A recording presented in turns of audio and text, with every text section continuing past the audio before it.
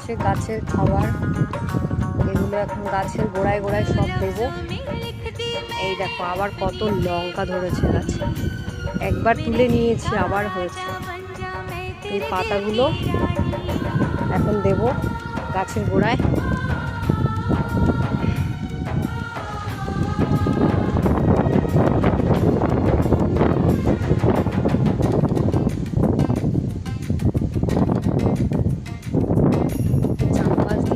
রেখেছিলাম, তারপরে এখন গোড়ায় গাছটা আবার সুন্দর হয়েছে, এটা রোদে রেখেছি বলে পাতাটা এরকম মরে গেছে। লঙ্কার গাছও লাগিয়েছি, অনেকগুলো লাগিয়েছি।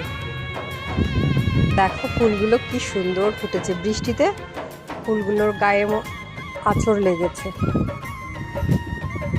এখানেও দিলাম বেলি ফুলে, এখন দেখো কলি এসেছে। 12 নম্বর টমেটো এটা, এটা হচ্ছে